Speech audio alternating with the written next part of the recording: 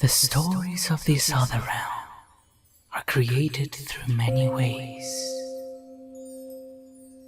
A small thought can burst life into this plane, but it can as easily perish if not attended. Lucille would like to tell you about a group of adventurers that through daring and ingenuity made themselves powerful lords. On a land with strife and shifts in power, the Duchy of Athens must strive for greatness, or it might fall to the ends of another ambitious power.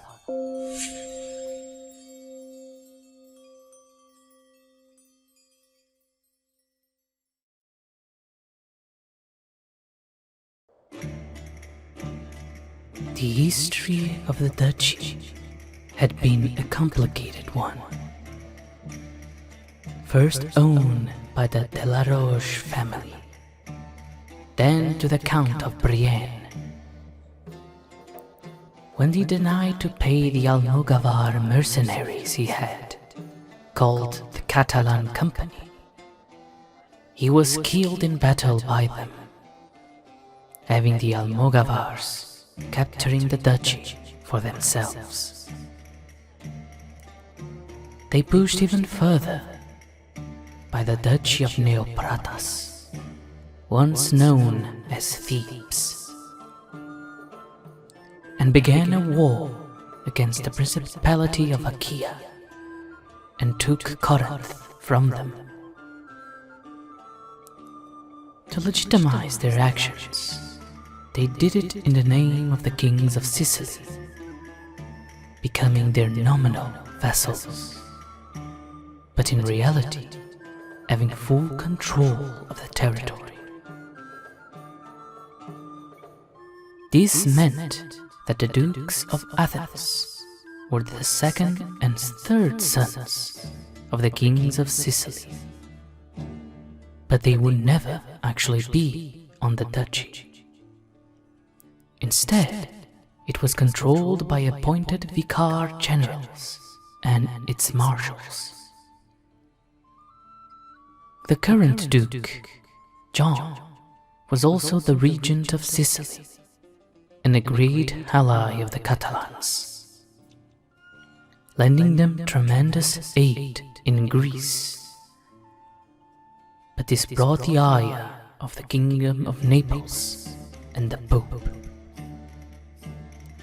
They saw the Catalans as usurpers, taking the duchy from its rightful owners, the Counts of Brienne,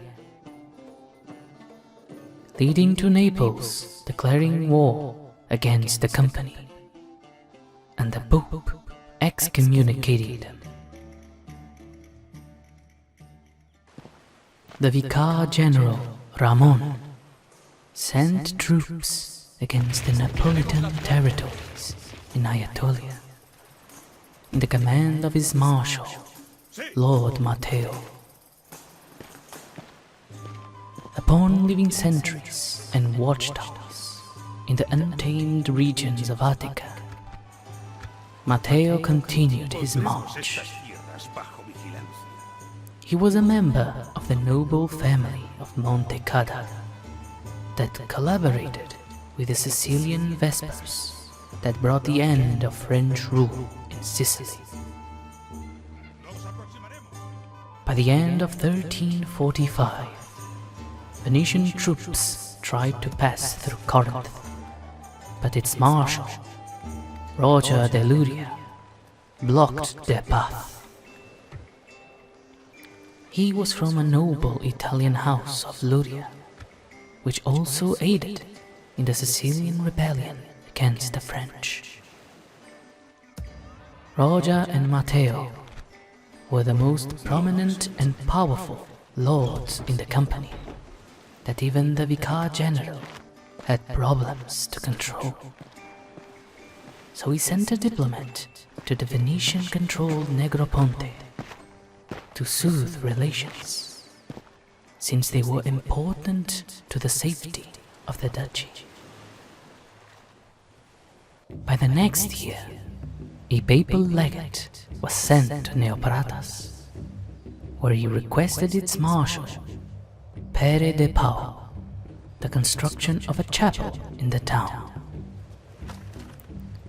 The Pope hoped to engrace the commander of Neopratas to his side, since he was from a northern Italian family, which worked with Pere not sending aid to Matteo in his war against Naples, instead holding vigil against the Byzantine north. Roger de Lurie, however, did send aid to Matteo, commanding an army against the Archbishopric of Patras. Patras was a Frankish fiefdom in the Principality of Achaia, an ally of Naples against the Company.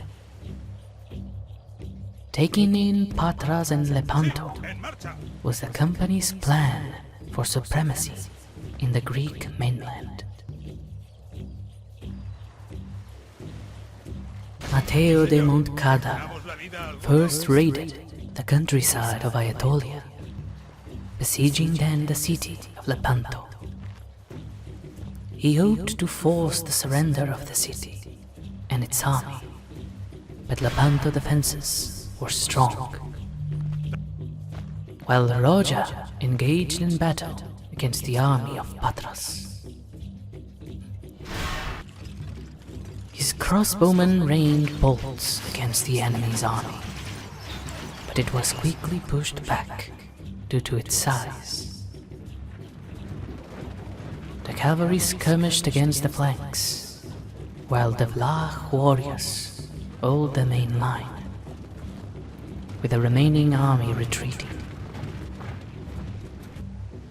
Roger de Luria's attack of Patras failed, leading him to fall back to Corinth.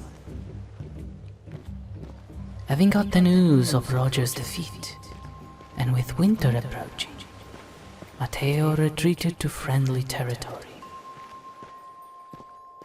Although their first incursions into the western Greek lands was a failure, their armies were mostly intact, so their intentions to further attacks against Naples and Achaia was not distinguished.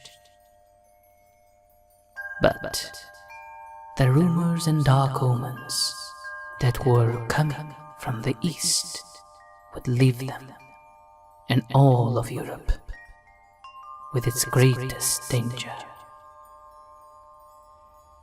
More will come in the next page of this tale.